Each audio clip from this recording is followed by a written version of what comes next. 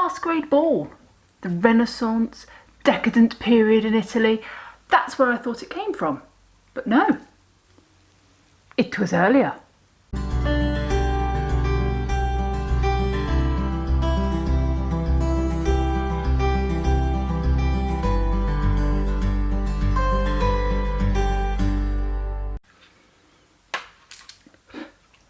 Cool, hot under there. I can't imagine what it would have been like with one of those on, big ball gown dresses, all sorts. But it's hot enough now. Dating back to the 14th century, it began as a small part of Europe's carnival season. The villagers would gather in costumes to take part in many a procession and pageant. Charles VI of France had the Bal d'Ardent, the Burning Man Ball. It was held for the wedding of a lady-in-waiting of the Queen in 1393. The king himself dressed up along with others as wild men of the woods and danced and danced. Now, they did have to be a tad careful, as getting too close to the torches would cause them to set themselves alight. We've had that in a previous video. Death by clothes. These fabulous balls became bigger and bigger, and then they ended up spreading throughout Italy. Now, this is where they became much more glamorous. These dances ended up being more for the upper class folk. So this is back to where I thought they came from originally, Venice. And this is where they were most popular and well known for quite a long time. Masks were a perfect way to be whoever you wanted to be. We all love a bit of mystery though, don't we?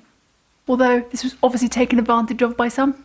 In the 1790s, Gustav III of Sweden was assassinated at a masked ball by an irritated nobleman. This event was actually turned into an opera. Masquerade balls came into London in the 1700s. They were brought over by a Swiss count apparently.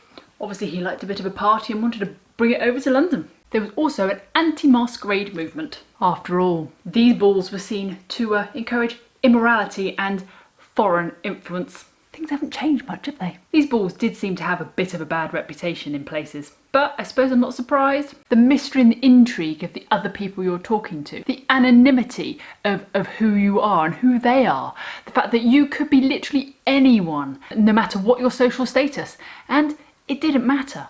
Everybody was on an even playing field. Now, one of the fun parts of a masquerade ball, apart from the dancing, drinking and merriment, is that at some events they had to guess who the other people were. Well, they were all dressed, masked and everything.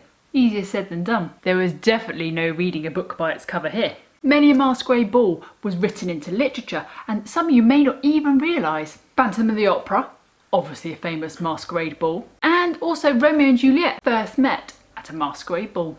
These days, masquerade balls are still a lot of fun. They're big, extravagant and glamorous. I mean, who has a small masquerade ball?